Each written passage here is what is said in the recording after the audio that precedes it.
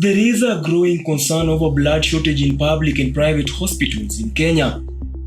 Adequate access and safe transfusion of this life-saving tissue is key to ensuring equal, timely, quality and affordable healthcare. This is the situation of this special body fluid in the country.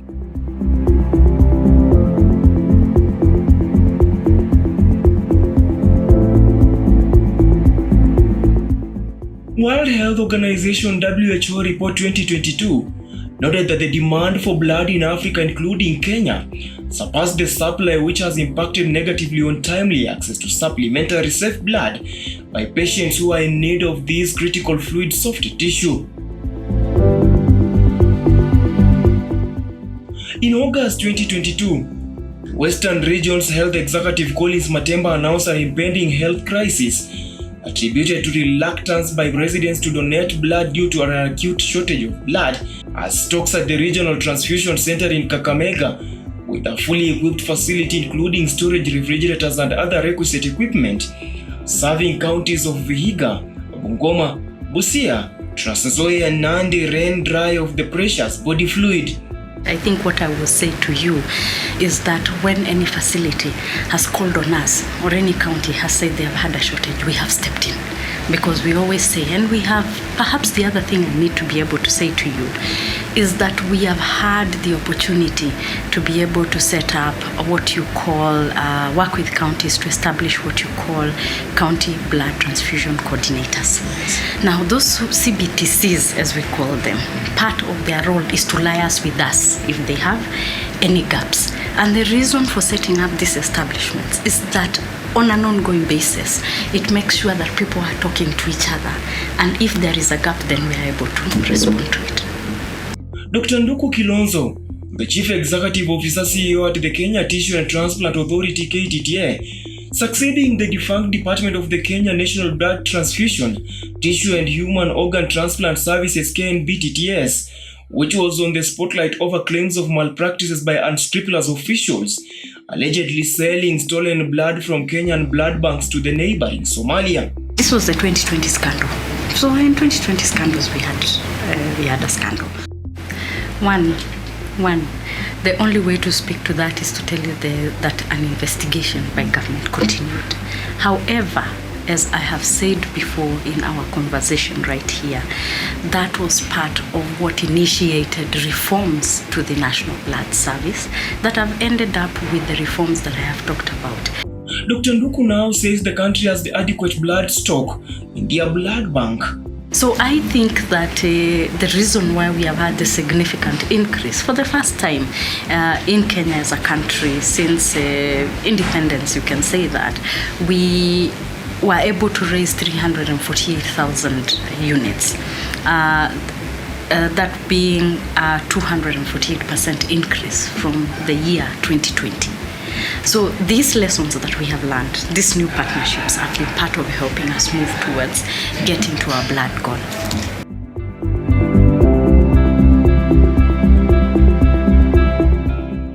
KTTA was then birthed by the Ministry of Health Kenya MOHK under the immediate former Health Cabinet Secretary CS Mutahi Kagwe, following the growing public outrage who expressed dissatisfaction over the allegations, making the CS to deem the office unfit to exist and initiate radical reforms which resulted to its disbandment.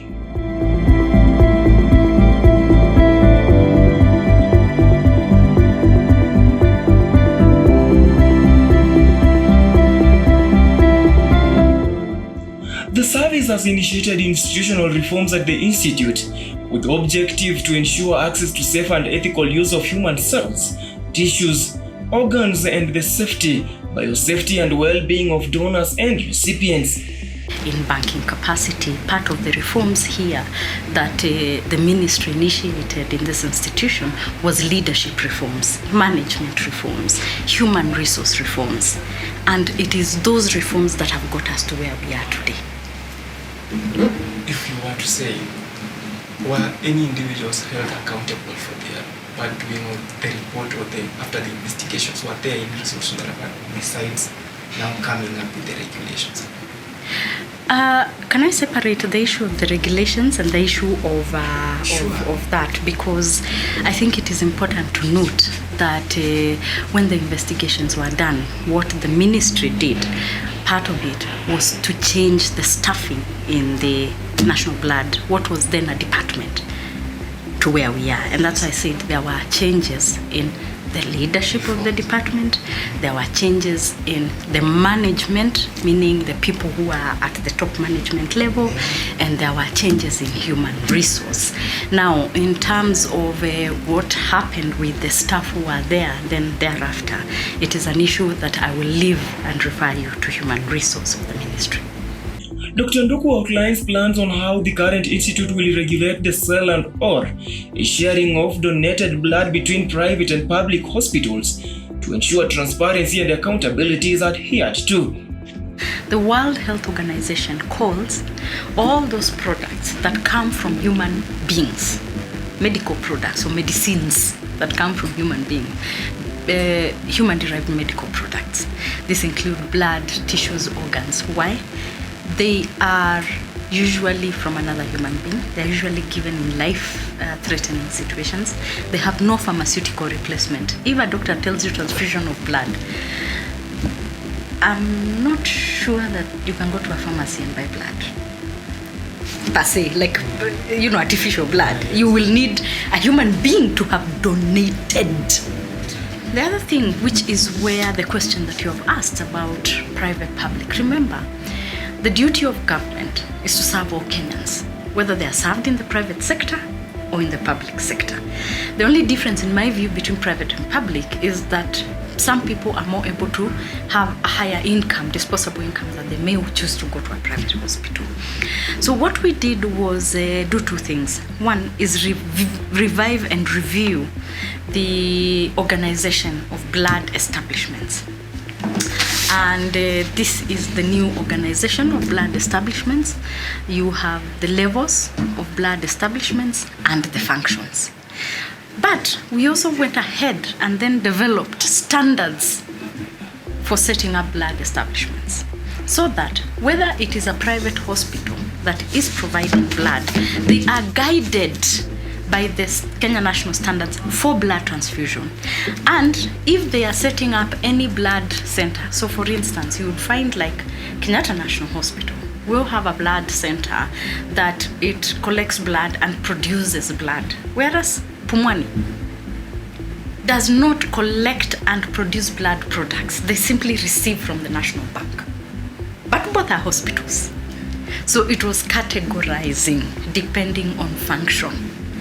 And then, with that categorization saying, depending on your category, these are your standards. KTT's focus on blood services during the financial years 2020, 2021 and 2022 include leadership, management and human resource changes, expansion of transfusion infrastructure, building functional capacity including blood fridges, freezers, cold rooms, biobanks, platelet agitators, and centrifuges for components, quality systems, commodity security meant for forecasting and quantification systems for blood bags, grouping reagents and testing reagents for HIV, syphilis, hepatitis B and hepatitis C, and finally accountability and visibility. All the infected units are then separated from the clean units, where labeling and sorting happens in blood binds.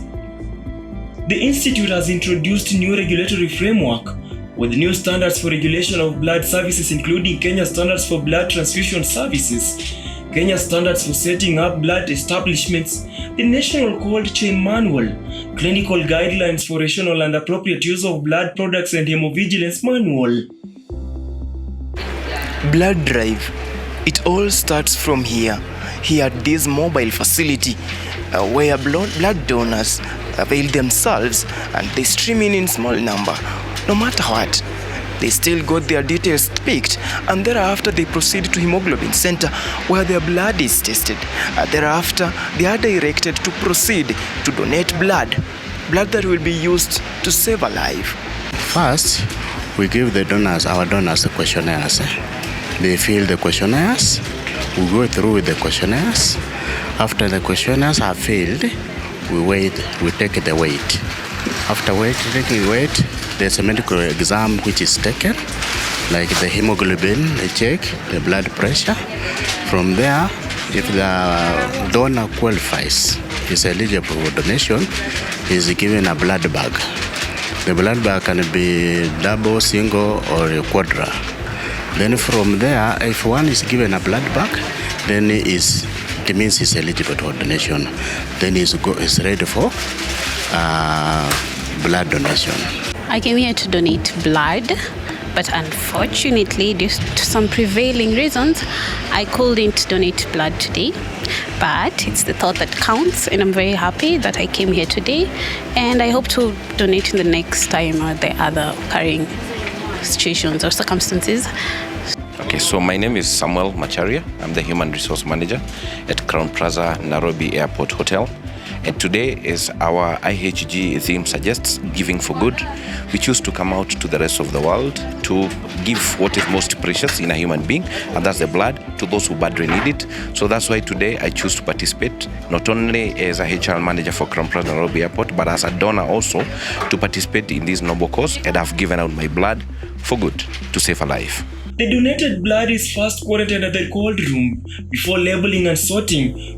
When collected from field, awaiting to be processed. This is the blood grouping lab. This is where we determine the blood groups of the blood donors by testing the plasma, which has the antibodies, and testing the antigens on the surface of the red blood cells. This helps in determining the blood groups, which are A positive, B positive, O positive, AB positive, and then the negative of all of them. That is the A negative, B negative, AB negative, and O negative. After the long day in field, it is a day like any other.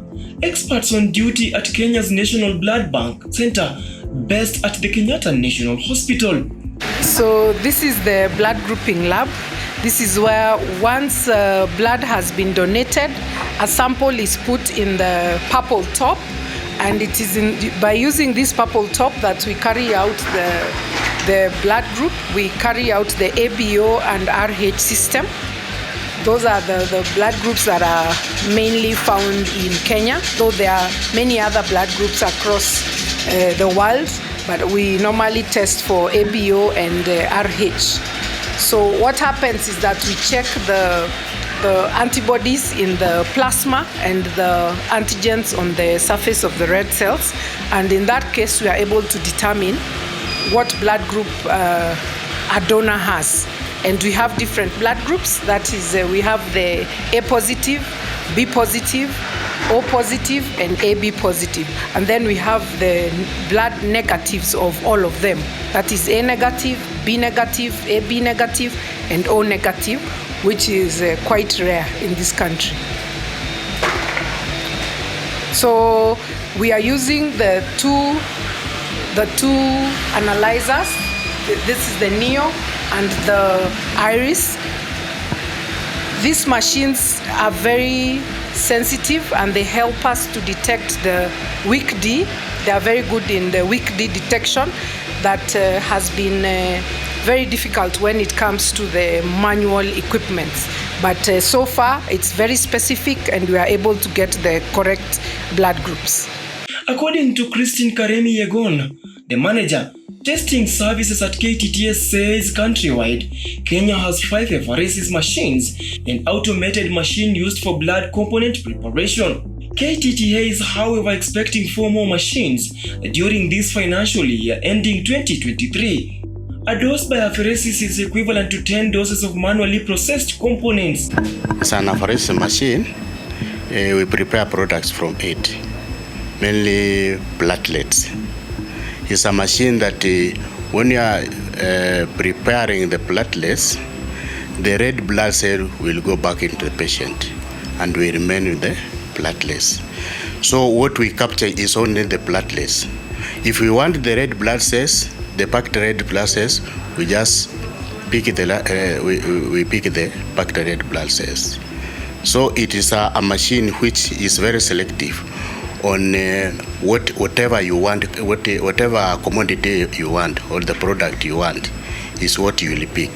If it is platelets, you pick platelets. If it is plasma, you will separate plasma. If it is packed red cells, there you go. The plasma extractor component preparation separates plasma from the red blood cells ready for freezing. So far, the department has only 2 automated plasma extractor machines. Fresh frozen plasma FFP usually lasts for a year and are stored under -40 degrees Celsius. The component contains all of the clotting factors, including factor 8, meant to help patients with burns, bleeding, or accident victims. Thawing, the process of ice, snow, or another frozen substance becoming liquid or soft as a result of warming up, takes place before transfusion is done.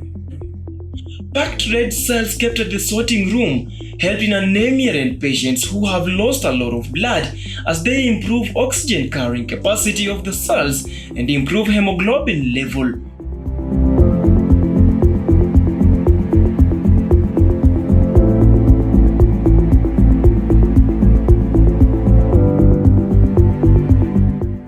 For the platelets concentrate, the platelets agitators are designed for storage of platelet concentrates and are designed to provide continuous gentle horizontal motion to the parts, typically at a fixed speed and at a temperature of 22 degrees Celsius. The clotting factors are not frozen and can only last for a period of 5 days. From grouping, it is at this stage where blood is brought for screening of HIV, hepatitis B, hepatitis C, and syphilis. And this is where we use the red top. This is the plain top that is uniquely identified, and it's barcoded. This is the identity that we use to identify every donor uniquely. And this is the number also that we use for confidentiality purposes. This number has the year that the blood was donated, the unique number, and also the team that was used to go out for collection. So for blood screening of the 4 parameters that are recommended by WHO in Kenya, we use the 2 Abbott machines that use the chemiluminescent microparticle immunoassay principle. These are very sensitive and specific machines.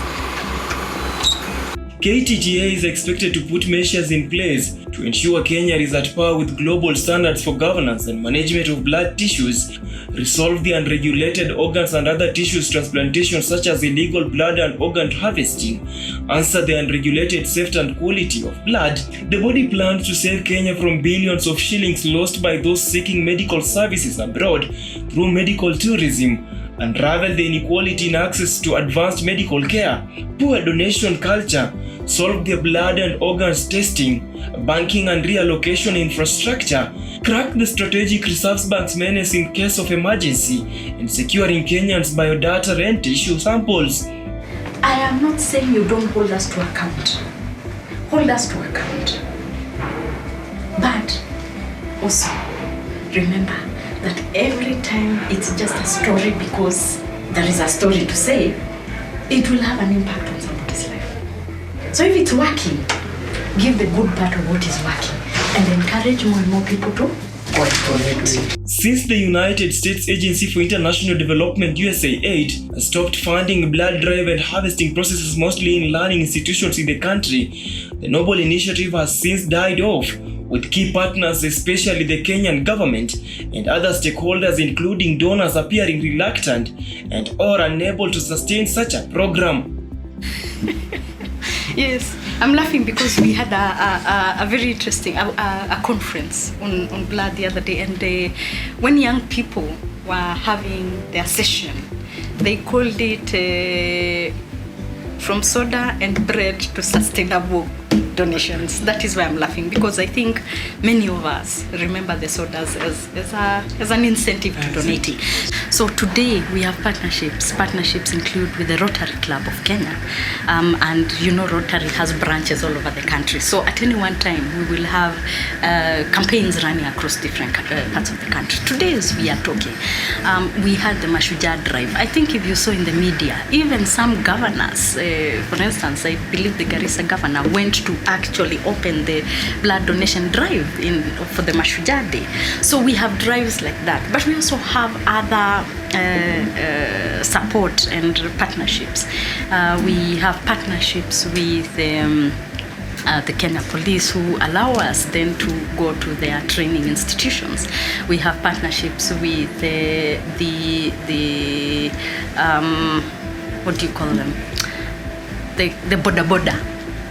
The Kenya Tissue and Transplant Service KTTA has assured Kenyans that there is enough blood in the country, hence no need to worry. But it is calling on Kenyans to ensure that they move in large numbers to donate blood. Stanley Lugaria, The Informer, uncovering the truth.